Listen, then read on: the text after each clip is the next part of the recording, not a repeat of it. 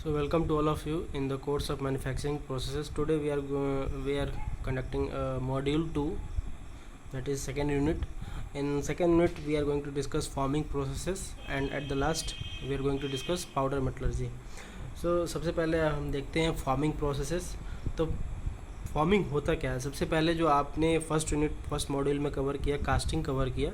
तो कास्टिंग से हम करते क्या है कि फर्स्ट ऑफ ऑल हम मोल्डन मटेरियल जो ओर से हम जो मेटल को रिमूव करते हैं, एलिमेंट को रिमूव करते हैं, फिर उसको किसी न किसी बड़े स्ट्रक्चर में हम कास्ट करते हैं. सबसे पहला जो प्रोसेस होता है, प्राइमरी प्रोसेस जो होता है, वो कास्टिंग होता है. ओर से एक्सट्रैक्ट करने के बाद मेटल को हम सबसे पहले कास्ट करते हैं. आफ्टर कास्टिंग उसको हम बड़े बड़े शेप्स में हम उसको कास्ट करते हैं. तो कास्ट करने के बाद वो जो कंपनीज होती हैं वो फर्दर दूसरी कंपनीज को क्या करती हैं कि आगे की तरफ उसको ट्रांसमिट कर देती हैं फर्दर प्रोसेसिंग के लिए. ठीक है.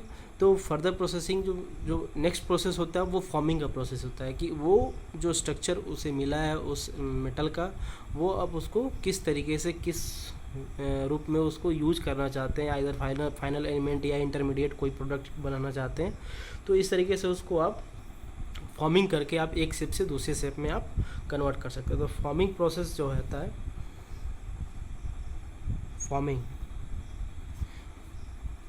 One shape to other shape, एक शेप से हम दूसरे शेप में कन्वर्ट करते हैं with the requirement of properties of material.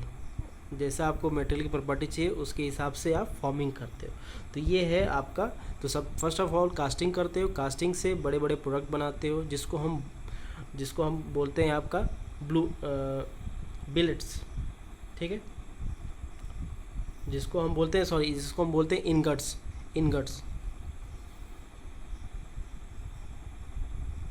First of all हम कास्टिंग से इनगट्स बनाते हैं. अब इनगट्स को हम एक डायमेंशन से कई डिफरेंट प्रोडक्ट बनाते हैं जिसको हम फिर फर्दर प्रोसेसिंग करके फाइनल जो आपको रिक्वायरमेंट होता है उसके हिसाब से हम फिर प्रोडक्ट बनाते हैं. तो सबसे पहले देख लेते हैं प्रोसेसिंग कैसे होता है. तो फर्स्ट ऑफ ऑल आपका इनगट होता है, स्क्वायर क्रॉस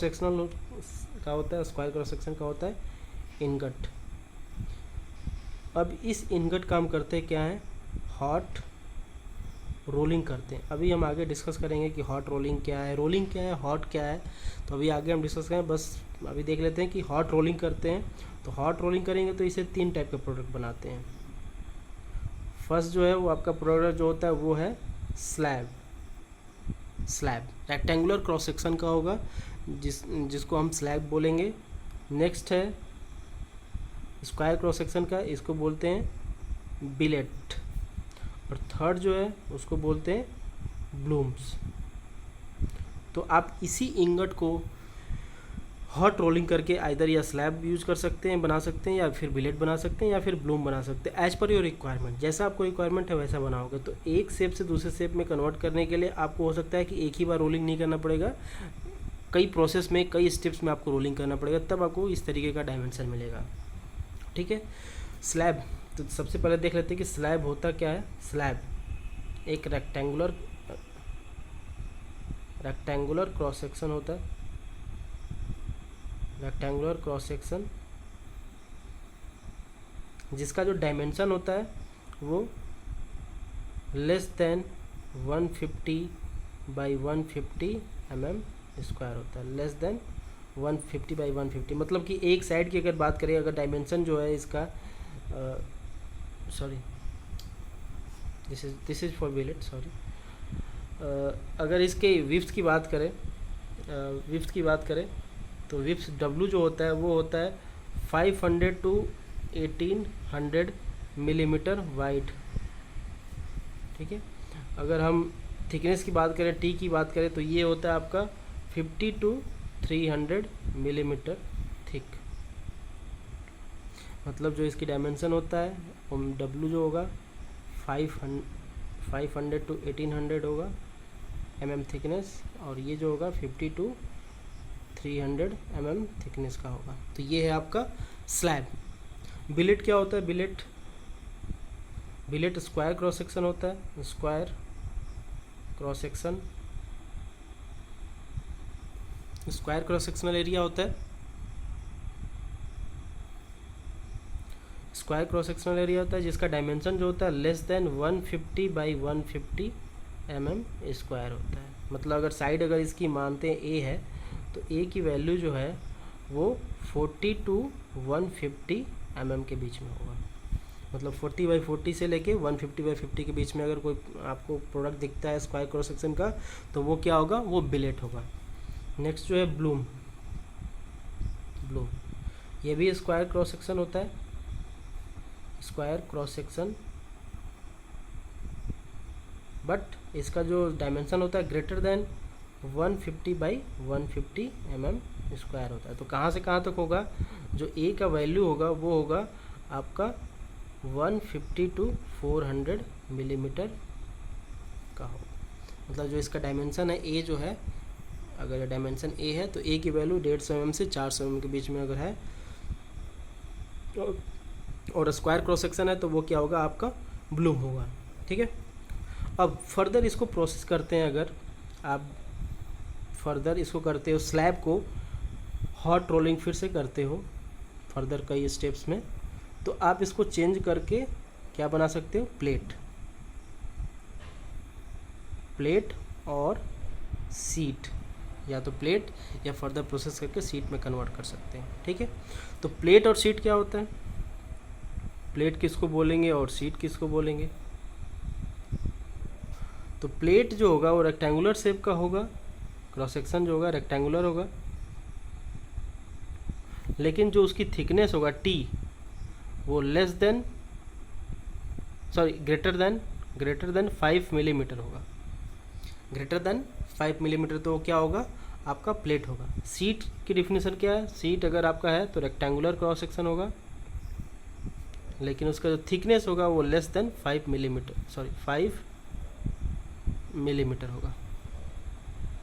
अगर 5 मिलीमीटर से कम है तो वो होगा आपका सीट, अगर 5 मिलीमीटर से ज़्यादा है तो वो होगा आपका प्लेट।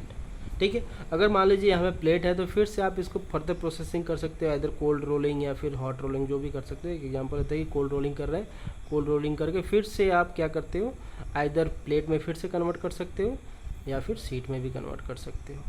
ठीक है, तो ये हो गया आपका फाइनल प्रोडक्ट। आपको जो रिक्वायर्ड है आपने उस शेप में उस प्रोडक्ट को फॉर्म कर दिया, सेव कर दिया। ठीक है, अब बिलेट्स का देखते हैं। बिलेट्स को फिर क्या करेंगे, hot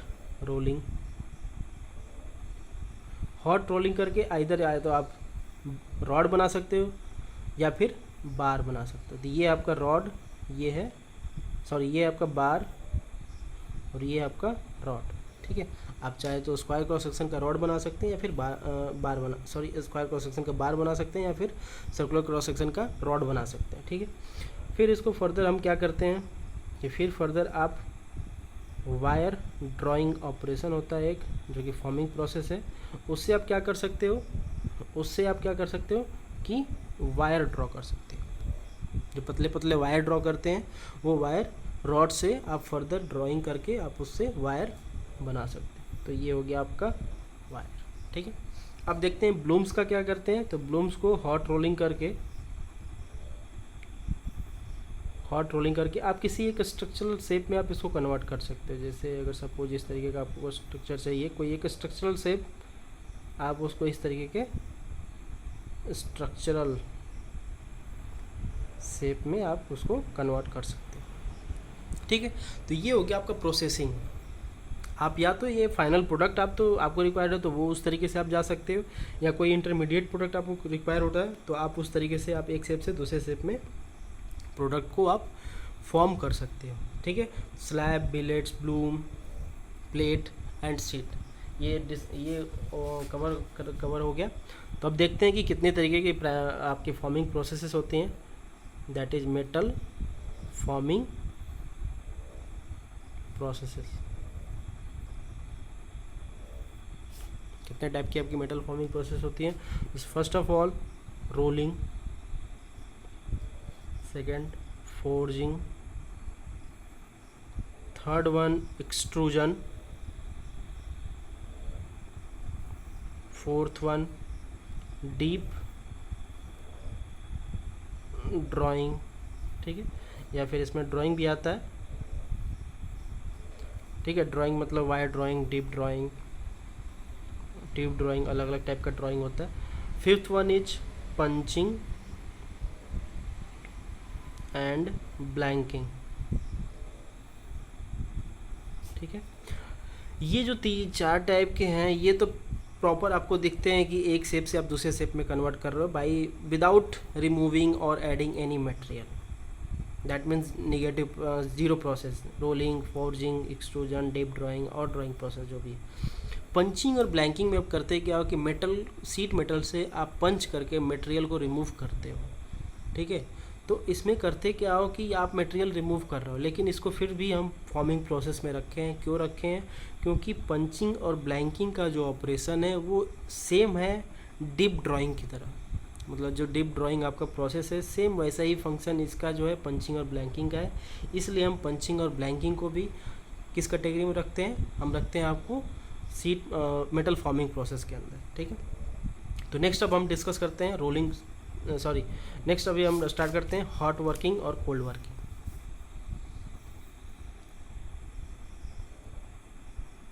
hot working and cold working.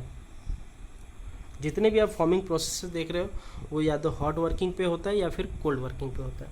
तो आपको मेटल को एक शेप से दूसरे शेप में क्या करना है? डिफॉर्म करना है, प्लास्टिकली डिफॉर्म करना है। तो उसके लिए आपको क्या चाहिए? यील्ड स्ट्रेंथ मटेरियल का जो है, अगर आपका मटेरियल पे जो आप अप्लाई कर रहे हो स्ट्रेस जो आप अप्लाई कर रहे हो वो यील्ड स्ट्रेंथ से अगर आपका ज़्यादा हो गया तो क्या होगा? मटेरियल प्लास्टिकली डिफॉर्म होना स्टार्ट हो जाएगा। प्लस उसकी डक्टिलिटी भी कम होनी चाहिए प्लास्टिक डिफॉर्मेशन के लिए। तो आप जो है स्ट्रेस अप्लाई करते हो तो मटेरियल आपका डिफॉर्म होना स्टार्ट हो जाता है। तो हॉट वर्किंग, कोल्ड वर्किंग क्या है? हॉट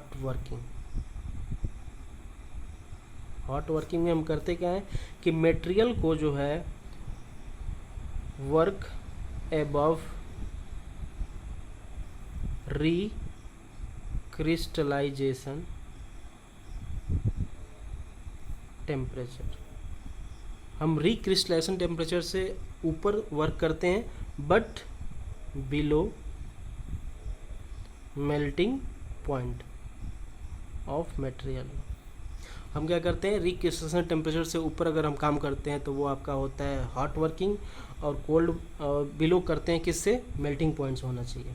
कोल्ड वर्किंग क्या होगा?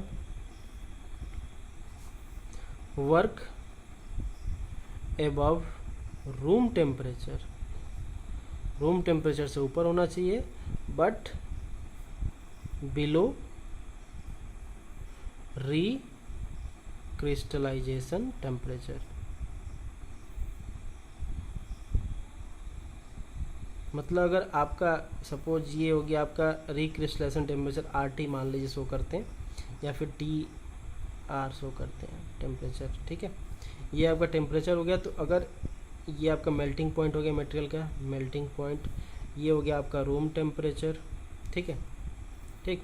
तो अगर आप इस रेंज में काम करते हैं, melting point below melting point इस रेंज में, तो वो क्या होगा आपका? Hot working. और अगर आप इस रेंज में काम करते हैं तो वो क्या होगा? कोल्ड वर्किंग, ठीक है।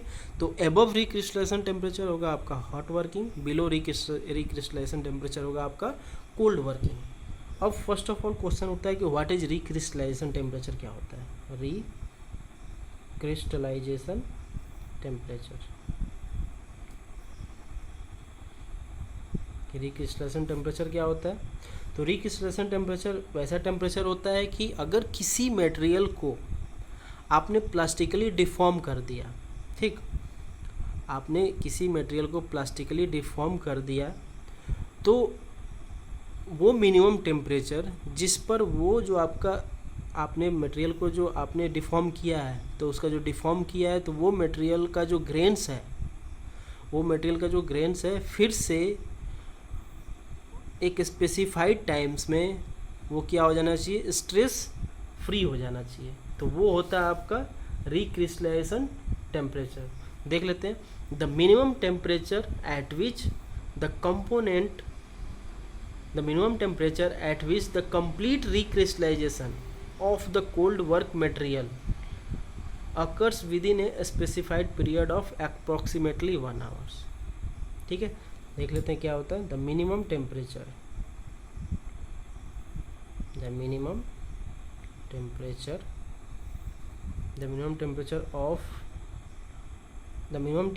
at which the complete recrystallization of cold worked material occurs within specified period of approximately 1 hour। मतलब एक वैसा मिनिमम टेम्परेचर कि अगर किसी मटेरियल को आपने कोल्ड वर्क किया हुआ है, तो कोल्ड वर्क किया तो क्या होगा, जो ग्रेन्स थी पहले से वो क्या होगी, आपने कोल्ड वर्क किया है, मतलब उसके ऊपर रूम टेम्परेचर से रिक्रिस्टलाइजेशन टेम्परेचर से बिलो आपने वर्किंग किया है, तो उसका जो ग्रेन्स होगा वो आपका क्या होगा, इलोंगेटेड हो जाएगा। तो इलोंगेटेड ग्रेन्स हो गया, तो वो ग्रेन्स जो है रिक्रिस्टलाइज जब तक से नहीं हो जाती हैं कंप्लीट, मतलब रिक्रिस्टलाइज मतलब वो आपका स्ट्रेस फ्री जब तक से ना हो जाए, मतलब जो इलोंगेटेड थी वो फिर से अपने स्ट्रेस फ्री रिलीज ना कर दे, स्ट्रेस जब तक से रिलीज ना कर दे, तो वो कितने घंटे में, within a specified period of approximately 1 hour, 1 घंटे के अंदर अगर वो रिलीज कर देती हैं, तो वही टेम्परेचर जो होगा आपका क्या होगा, उस मेटल का रिक्रिस्टलाइजेशन टेम्परेचर होगा। मतलब अगर आप कोल्ड वर्क मटेरियल कितना 1 घंटे में, वो मिनिमम कौन सा टेम्परेचर है जिस पे आपका वो जितने भी ग्रेन्स थे जो इलोंगेटेड थे वो स्ट्रेस फ्री होके नए ग्रेन्स में कन्वर्ट हो गए, तो यही आपका मिनिमम टेम्परेचर जो कि रिक्रिस्टलाइजेशन टेम्परेचर है। तो रिक्रिस्टलाइजेशन जो टेम्परेचर होता है, रिक्रिस्टलाइजेशन टेम्परेचर वो जो होता है आपका लाई करता है 1/3 to half of melting point of material in kelvin scale. तो कोई भी मटेरियल के वो 1/3 से आधे, मतलब 0.33 मेल्टिंग पॉइंट से 0.5 मेल्टिंग पॉइंट के बीच में लाई करता है, ठीक है। अब जैसे कुछ एग्जांपल ले लेते हैं कि लेड हो गया, लेड हो गया, टीन, लेड, जिंक, इन सब का जो रिक्रिस्टलाइजेशन टेम्परेचर जो होता है, TR जो होता है वो होता है रूम टेम्परेचर पे होता है, रूम टेम्परेचर। अगर हम बात करते हैं आयरन का, तो आयरन का जो होता है 400 डिग्री सेंटीग्रेड के आसपास होता है। स्टील की बात करते हैं अगर, तो स्टील का 1000 डिग्री सेंटीग्रेड जो होता है वो रिक्रिस्टलाइजेशन टेम्परेचर होता है। तो रिक्रिस्टलाइजेशन टेम्परेचर से अगर ऊपर आप वर्क करते हो तो वो होता है आपका हॉट वर्किंग, और बिलो करते हो आप तो कोल्ड वर्किंग। हॉट वर्किंग के कुछ एडवांटेजेस देख लेते हैं। तो फर्स्ट ऑफ ऑल एक समझ लेते हैं कि हॉट वर्किंग होता क्या है। तो रिक्रिस्टलाइजेशन टेम्परेचर से ऊपर आप जब हीट करके मटेरियल को क्या करोगे, उसके ऊपर वर्क करोगे, एक शेप से दूसरे शेप में जब आप कन्वर्ट करोगे, तो आपने क्या किया, उसकी थिकनेस रिड्यूस किया, ठीक है। तो ग्रेन्स क्या होगा, इलोंगेटेड होगा। जैसे आपका मटेरियल जो है, आपने क्या किया, सपोज रोलिंग कर रहे हो आप, थिकनेस कम कर दिया इसका, ठीक। सपोज ये आपका रोलर्स है, ठीक है। पहले जो ग्रेन्स थे वो इस साइज का ग्रेन्स था आपका, यूनिफॉर्म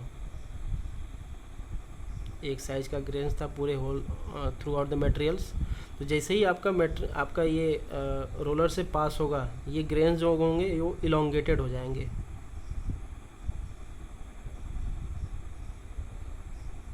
ग्रेन्स क्या होंगे, इलोंगेटेड होंगे। लेकिन स्टिल ये हॉट वर्किंग आप कर रहे हो तो इलोंगेटेड तो होगा, इसका डायमेंशन जो आपका पूरी थिकनेस जो है मटेरियल का वो कम हो जाएगा, ग्रेन्स जो होगा ओरिएंटेड और आपका क्या होगा, ग्रेन्स जो होगा आपका इलोंगेटेड होगा। लेकिन स्टिल वो हायर टेम्परेचर पे होता है, रिक्रिस्टलाइजेशन टेम्परेचर से ऊपर होता है, मतलब रिक्रिस्टलाइजेशन टेम्परेचर से ऊपर है तो वो क्या होगा, वो फिर से अपने आप को रिक्रिस्टलाइज करेगा, मतलब कि फिर से ये जो आपके इलोंगेटेड ग्रेन्स है ये फिर से ब्रेक होंगे और फिर से वो स्ट्रेस फ्री स्मॉल साइज का ग्रेन्स फॉर्म कर लेगा वो मेटल आपका। मतलब जो इसके अंदर स्ट्रेस बना हुआ था, रेजिडुअल स्ट्रेस था, वो रेजिडुअल स्ट्रेस रिमूव करके वो स्मॉल साइज का ग्रेन्स फॉर्म कर लेगा। तो जब स्मॉल साइज का ग्रेन्स फॉर्म हो गया तो इसकी स्ट्रेंथ और हार्डनेस क्या हो जाएगा, हार्डनेस क्या हो जाएगा, इंक्रीज कर जाएगा। ठीक है, तो ये होता है हॉट वर्किंग। अगर यहीं हम अगर कोल्ड वर्किंग की बात करें, कोल्ड वर्किंग, तो सेम फिगर देख लेते हैं रोलिंग का। ये आपका रोलर हो गया।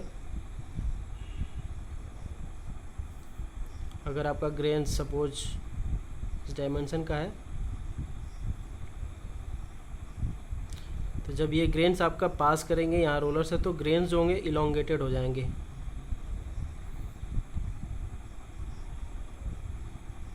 और ये स्टिल आप कोल्ड वर्किंग पे कर रहे हैं, मतलब कि रिक्रिस्टेशन टेम्परेचर से बिलो कर रहे हैं, तो ये जो आपके ग्रेन्स जो इलोंगेटेड हो गए वो इलोंगेटेड ही रह जाएंगे, क्योंकि इसमें किसी तरीके का रिक्रिस्टलाइजेशन होगा ही नहीं, क्योंकि बिलो रिक्रिस्टेशन टेम्परेचर कर रहे हो तो वो मिनिमम टेम्परेचर इसके पास है ही नहीं कि फिर से वो ग्रेन्स जो है अपनी स्ट्रेस को रिलीज कर पाए।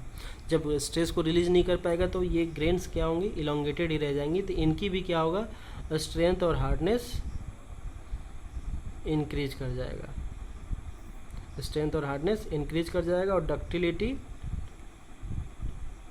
डिक्रीज कर जाएगा, डक्टिलिटी डिक्रीज कर जाएगा। ठीक है, लेकिन जो इसकी स्ट्रेंथ और हार्डनेस जो इंक्रीज होगा, इसके स्ट्रेंथ और हार्डनेस से ज़्यादा होगा अगर कंपेयर करें दोनों को सेम पैरामीटर पे। क्यों? क्योंकि इसमें क्या हो रहा है, आपके जो ग्रेन्स हैं वो इलोंगेटेड ही रह गए, डिफॉर्म्ड ही रह गए, इनके अंदर रेजिडुअल स्ट्रेस अभी भी है।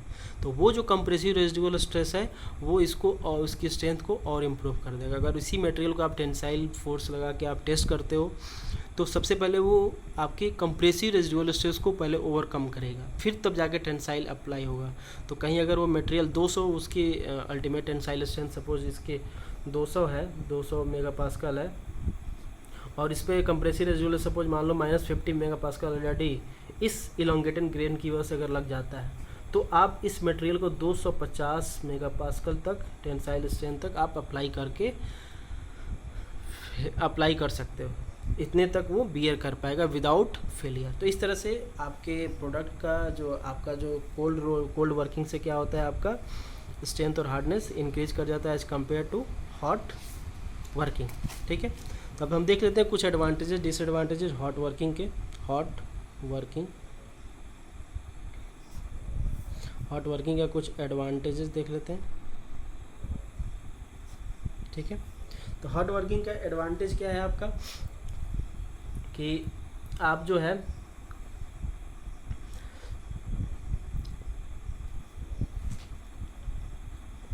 हॉट वर्किंग का एडवांटेज, तो आपका जो first of all first point देख लेते हैं कि इसका एडवांटेज ये है कि आपको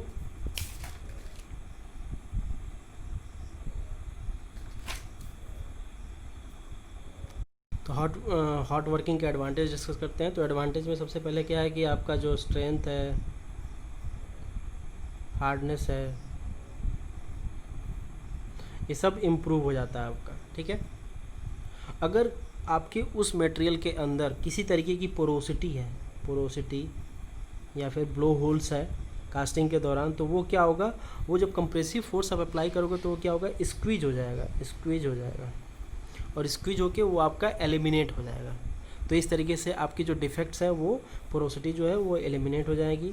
अगर किसी तरीके का स्लैग इंक्लूजन है कास्टिंग के दौरान, अगर किसी तरीके का कोई फॉरेन पार्टिकल उसमें अंदर आ गया है, तो वो क्या होगा, वो जब आप कंप्रेसिव फोर्स अप्लाई करोगे तो वो क्या होगा, ब्रेक होगा और ब्रेक होके इवनली डिस्ट्रीब्यूट हो जाएगा। जो उसका सपोज मान लो डायमेंशन इतना बड़ा था, तो छोटे छोटे पीसेस में ब्रेक होके वो इवनली आपके थ्रू आउट द मटेरियल क्या होगा, डिस्ट्रीब्यूट हो जाएगा, जिससे कि आपका उसकी लाइफ जो होगा आपका प्रोडक्ट का इंक्रीज कर जाएगा। ठीक है, तो ये आपके एडवांटेजेस। ठीक है, ग्रेन स्ट्रक्चर भी जो है आपका इम्प्रूव हो जाता है, ग्रेन स्ट्रक्चर आपका इम्प्रूव हो जाता है। ठीक, क्योंकि ग्रेन स्ट्रक्चर इम्प्रूव हो जाता है इसका मतलब कि फाइन ग्रेन्स बन जाता है। डिसएडवांटेजेस क्या होगा इसका, या बोल सकते हो कि लिमिटेशंस क्या है। डिसएडवांटेज। तो सबसे पहले डिसएडवांटेज है कि आपको हायर टेम्परेचर पे वर्क करना है, हायर टेम्परेचर पे वर्क करना है, हायर टेम्परेचर वर्किंग। सो हाई टेम्परेचर रेसिस्टेंट टूल्स और इक्विपमेंट्स रिक्वायर्ड होता है। स्टिल आप हायर टेम्परेचर पे वर्क कर रहे हो तो जो भी आपका मशीनरी सेटअप होगा वो हायर टेम्परेचर को विथस्टैंड कर सके, ठीक है। इसमें जो सरफेस फिनिश मिलता है वो आपका बेटर नहीं मिलता है, surface finish is not good, surface finish जो होता है वो पुअर मिलता है, ठीक है। क्यों पुअर मिलता है? क्योंकि आपका मेटल जो है हायर टेम्परेचर पे रिक्रिस्टेशन टेम्परेचर से ऊपर है, तो होता क्या है कि ऑक्सीजन इन्वायरमेंट में है तो उससे रिएक्शन करके ऑक्सीडेशन बना लेता है, ऑक्सीडेशन कर लेता है। तो वो ऑक्सीडेशन अगर कर लेता है तो फिर क्या होगा, आपके सरफेस पे रस्ट फॉर्म होगा जो कि उसकी सरफेस फिनिशिंग को पुअर करता है, ठीक है। अगर आपका ऑक्सीडेशन हो जाता है तो फिर उसकी डायमेंशनल जो एक्यूरेसी है वो आपकी बेटर नहीं मिलेगी। Dimensional accuracy is not up to level, आपका डायमेंशनल एक्यूरेसी आपका बेटर नहीं होगा। तो ये आपके डिसएडवांटेजेस। नेक्स्ट देख लेते, डिस्कस कर लेते हैं कोल्ड वर्किंग। कोल्ड वर्किंग के एडवांटेजेस क्या है? एडवांटेजेस, तो एडवांटेजेस में सबसे पहले एडवांटेज है कि आपको हाई टेम्परेचर रेसिस्टेंट इक्विपमेंट की ज़रूरत नहीं है, ठीक है। लेस टेम्परेचर रेसिस्टेंट टूल्स और इक्विपमेंट्स रिक्वायर्ड, ठीक है, रिक्वायर्ड, ठीक है। जो सरफेस फिनिश आपका बेटर, इसमें बेटर मिलता है, सरफेस फिनिश जो आपका होता है बेटर होता है। क्यों बेटर होता है? क्योंकि इसमें किसी तरीके का ऑक्सीडेशन नहीं होता है, तो आपका सरफेस फिनिश रस्ट किसी तरीके का फॉर्म नहीं होगा, तो सरफेस फिनिश बेटर मिलेगा। डायमेंशनल जो एक्यूरेसी होगा, डायमेंशनल एक्यूरेसी आपका बेटर होगा। डायमेंशनल एक्यूरेसी क्यों बेटर होगा? क्योंकि आपका किसी तरीके का ऑक्सीडेशन नहीं हो रहा, तो किसी तरीके का रस्ट फॉर्म नहीं हो रहा, तो आपका जो है मटेरियल जो है वो एक एग्जैक्ट डायमेंशन का फॉर्म होगा। प्लस आप जो आपने कोल्ड वर्किंग करने के बाद आपका जो है मटेरियल जो है वो केवल इलोंगेटेड ही रह जाता है। आपका जो ग्रेन्स है उसके अंदर वो इलोंगेटेड फॉर्म में ही रह जाते हैं, तो वो अपनी डायमेंशन को होल्ड करके रखते हैं। मतलब कि अगर आप हॉट वर्किंग करते हो तो उसमें होता क्या है कि हाई टेम्परेचर पे तो आपने कंप्रेसिव फोर्स देके उसके शेप को कम किया है, थिकनेस कम किया है, तो फिर क्या होगा, हायर टेम्परेचर पे है तो वो फिर से वो एक्सपैंड करेगा। जैसे आपने लीनियर थर्मल कोफिशिएंट पढ़ा होगा, तो वो उस वजह से क्या होगा कि वो मटेरियल आपका एक्सपेंशन करेगा। तो हॉट वर्किंग कंडीशन में उसका डायमेंशन बढ़ सकता है, लेकिन कोल्ड वर्किंग कंडीशन में ऐसा नहीं है, क्योंकि आप बिलो टेम्परेचर कर रहे हैं तो इसमें चांसेस बहुत कम है। तो इसलिए डायमेंशनल एक्यूरेसी जो होता है वो आपका बेटर होता है, ठीक है। इसमें किसी तरीके का आपको हीटिंग की रिक्वायरमेंट नहीं है, सरफेस फिनिश आपको बेटर मिलता है, ठीक है। इसमें जो होता है स्ट्रेन हार्डनिंग होता है, strain hardening increases strength.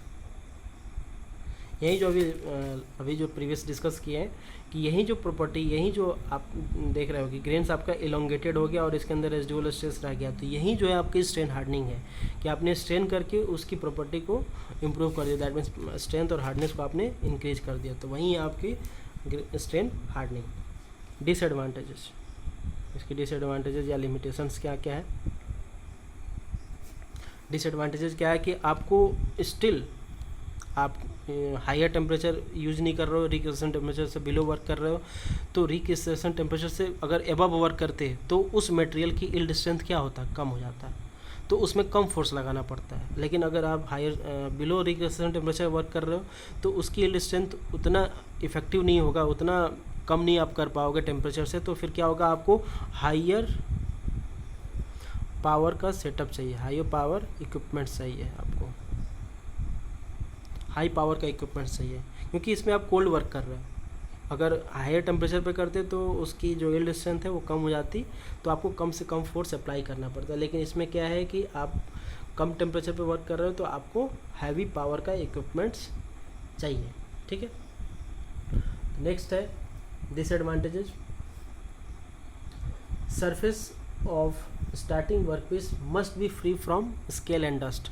Dust किसी तरीके का फ्री फ्रॉम डस्ट होना चाहिए, फ्री फ्रॉम स्केल और डस्ट, किसी तरीके का स्केल और डस्ट फॉर्म नहीं होना चाहिए। अदरवाइज़ क्या होगा कि आप जो है हाई फोर्स अप्लाई कर रहे हो किसके ऊपर, मटेरियल के ऊपर। अगर कोई भी एक फॉरेन पार्टिकल भी आ गया, उसके surface contact, between the contact अगर कोई भी मटेरियल आ जाता है तो वो क्या होगा, हाई फोर्स की वजह से, हाई आपके फ्रिक्शन की वजह से क्या होगा, वो स्मॉल पार्टिकल क्या होगा, हीट होगा तो फिर क्या होगा, टेम्परेचर उसका इंक्रीज करेगा। फिर जैसे ही वो सडनली बाहर की तरफ रिमूव होगा, अगर आपके रोलर पे आ गया, जैसे आप रोलिंग कर रहे थे, अगर रोलर पे आ गया तो हायर टेम्परेचर वो गेन करेगा। फिर जैसे ही वो आपका वो फेस दूसरी तरफ आता है, उसका फेस दूसरी तरफ आता है तो सडनली कूल डाउन होगा, क्विंचिंग होगा, वो फिर हार्ड हो जाएगा। फिर वो अगर फिर से अगेन वो पेरीफेरी में फिर से अगेन मेटल के साथ स्टिक करता है तो वो हार्ड, ऑलरेडी हार्ड हो चुका है, वो अगेन कंटिन्यूसली क्या करेगा, आपके फिर से सीट पे फिर से वो इम्प्रेशन देगा। तो इस तरह आपके पूरे के पूरे सीट पे इम्प्रेशन चलता चला जाएगा। अगर मान लीजिए, अगर ये इसी की बात करते हैं, अगर एक भी फॉरेन पार्टिकल यहाँ पे आ गया आपके रोलर के ऊपर तो क्या होगा, कंटिन्यूसली आपका रोल कर रहा है, हर एक पेरीफेरी में बार बार यहीं पे आएगा और इम्प्रेशन दे के जाएगा। तो किसी तरीके का कोई भी आपका फॉरेन पार्टिकल इस रोलर पे नहीं आना चाहिए, ताकि आपका मटेरियल बिल्कुल फिनिश्ड बने, किसी तरीके का कोई इम्प्रेशन ना आए, ठीक है। प्लस आपका जो हायर पावर की रिक्वायरमेंट, हाई पावर सेटअप की रिक्वायरमेंट होता है, ठीक है। अब जिस मटेरियल की आपकी अगर आप कोल्ड वर्किंग करते हो तो जिस मटेरियल की स्ट्रेंथ ज़्यादा है, अगर उससे भी ज़्यादा आप फोर्स अप्लाई कर देते हो ड्यूरिंग प्लास्टिक डिफॉर्मेशन तो क्या होगा, उसके अंदर स्ट्रेंड हार्डनिंग होगा। अगर वो स्ट्रेंड हार्डनिंग एक्सीड कर जाता है तो मटेरियल आपका क्या हो जाएगा, फेल हो जाएगा, मतलब कहीं ना कहीं आपका क्या हो जाएगा, क्रैक फॉर्म हो जाएगा, ठीक है।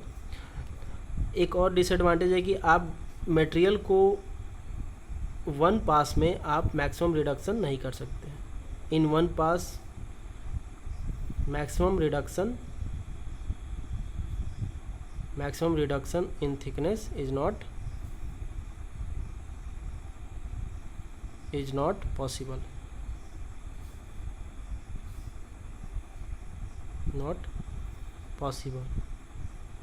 तो आपको क्या करना पड़ेगा, एक रिडक्शन के बाद जब आप पहली बार रिडक्शन कर दोगे तो ऑब्वियसली उसकी स्ट्रेंथ बढ़ जाएगी, तो स्ट्रेंथ बढ़ जाएगी तो आपको फिर उसको क्या करना पड़ेगा, फिर से एनिलिंग करना पड़ेगा। तो एनिलिंग करोगे तो फिर क्या होगा, वो जितने भी ग्रेन्स इलोंगेटेड थे वो क्या होंगे, फिर से वो आपका फिर से छोटे छोटे ग्रेन्स में बढ़ जाएंगे, लेकिन शेप आपका प्रोडक्ट का वो रहेगा। फिर अगली बार फिर से कोल्ड रोलिंग करोगे तो फिर क्या होगा, फिर से वो ग्रेन्स इलोंगेटेड होंगे, ठीक, लेकिन फिर से आपका शेप क्या होगा, कम, थिकनेस कम हो जाएगा। तो इस तरीके से हम स्टेप्स में करेंगे विथ एनिलिंग कर करके, ताकि आपका जो है जो डिजायर्ड आपकी जो थिकनेस है वो आप अचीव कर सको। तो आप एक ही पास में आप मैक्सिमम रिडक्शन नहीं कर सकते। अगर आप एक ही पास में करोगे तो मतलब कि ज़्यादा से ज़्यादा फोर्स लगाओगे तो स्ट्रेन हार्डनिंग ज़्यादा होगा। अगर स्ट्रेन हार्डनिंग ज़्यादा हुआ तो फिर मटेरियल हो सकता है कि फेल हो सकता है, ठीक है। तो ये आपके डिसएडवांटेज, ठीक है। Thank you.